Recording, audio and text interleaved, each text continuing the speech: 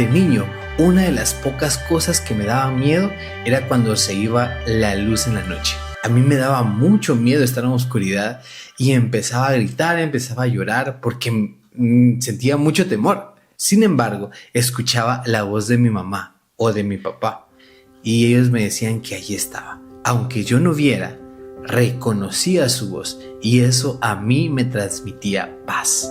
En el inverso anterior, estudiamos acerca de una ceguera muy peligrosa y es la ceguera espiritual. No hay peor ciego que aquel que no quiere ver. Encontramos en el capítulo 7, 8, 9 de Juan a Jesús teniendo una discusión constante a donde quiera que él iba con los dirigentes de la iglesia en ese entonces, con los fariseos, con los escribas, con los sacerdotes y todos con una ceguera espiritual increíble. Encontramos en el capítulo 8 de Juan Jesús diciendo estas palabras: yo soy la luz del mundo, el que me sigue no andará en tinieblas porque estará en la luz que es la vida. Los judíos se quedaron atónitos al escuchar esta afirmación de Jesús porque ellos en Salmos 119, 105 sabían que decía: lámpara es a mis pies tu palabra y una lumbrera a mi camino.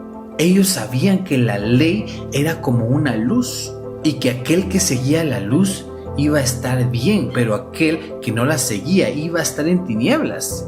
Así que al escuchar a Jesús diciendo: yo soy la luz del mundo, ellos se escandalizaron porque estaba diciendo Jesús en esas palabras que Él era la ley de Dios hecha carne y que seguirlo era una forma de estar en la luz. Así que vemos a Jesús no anulando en ningún momento la ley, sino poniéndola en práctica con su vida, siendo la representación física de lo que era la ley. Recordemos que la ley Jesús la resumió en amar a Dios y en amar al prójimo. Y Él era la mejor representación que podemos tener de lo que significa la verdadera ley de Dios. Pero aquellos judíos seguían sin ver. Seguían necios, peleando con Jesús. Encontramos ahora el capítulo 9 escuchando más afirmaciones de Jesús al devolverle la vista a un ciego. En lugar de alegrarse porque había sido curado, empezaron a cuestionarle, empezaron incluso a hablar con la familia de aquel ciego para que de verdad les dijera si él era ciego, que él dijera quién lo había curado. Y encontramos a Jesús nuevamente debatiendo con estos líderes religiosos hasta que Jesús les dice: yo soy. Esto los enojó tanto al ver cómo él estaba usando las escrituras para hablar de él, se enojaron tanto que en ese momento intentaron matarlo.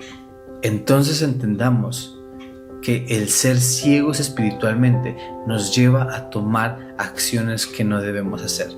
Los ciegos espirituales siempre buscan lo que a ellos más les conviene y lamentablemente hay que reconocer que muchas veces hemos sido ciegos espirituales, pero lo hermoso es de que hay una solución y es la que te quiero presentar en el capítulo 10 de Juan. Encontramos ahora a Jesús diciéndoles, bajo esa misma línea, en la respuesta a dejar de ser ciegos espirituales. Jesús nos pone de ejemplo a un pastor con sus ovejas. Ellos la siguen porque reconocen su voz y encontramos que las ovejas tienen un campo de visión muy limitado. Ellas pueden ver muy poco y solo de cerca. Entonces, la mejor forma para poder ellas estar a salvo es escuchar y seguir la voz de su pastor. Y Jesús dice: yo soy su pastor, ellas me conocen, yo las conozco.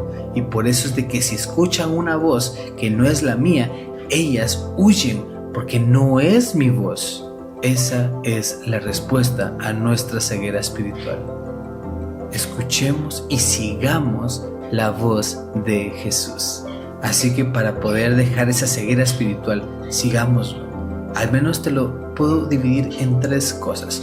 Número 1, reconocer que somos ciegos.